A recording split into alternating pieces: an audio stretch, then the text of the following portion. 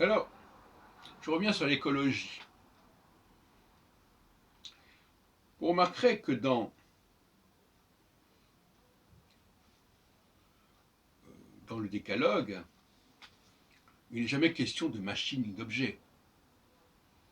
On parle uniquement des gens qui travaillent, des serviteurs, du bétail, mais on ne fait aucune allusion à le moindre outil.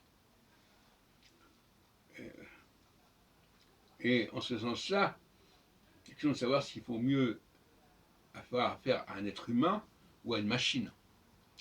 C'est la grande question du XXIe siècle et la grande question écologique.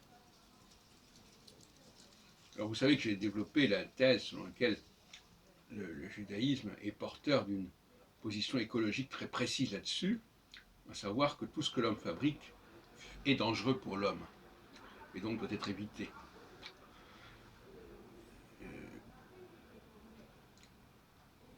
Souvent, les carences au niveau de la relation humaine sont soi-disant compensées par l'intervention de la machine. Comme par exemple, là je suis en train par exemple de parler devant une machine qui est une caméra, enfin, c'est déjà un problème. Au lieu d'être écouté par des disciples qui vont noter dans leur tête ce que je dis, on va enregistrer.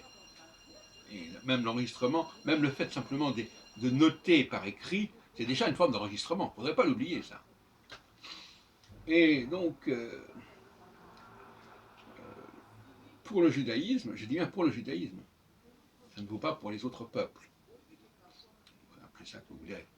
Pour le judaïsme, il vaut mieux éviter toute utilisation d'objets et remplacer l'objet par l'être humain.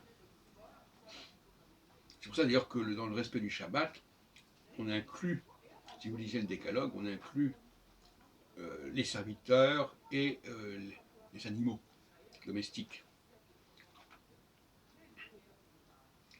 Parce que c'est tout ce qui appartient à la nature est préférable.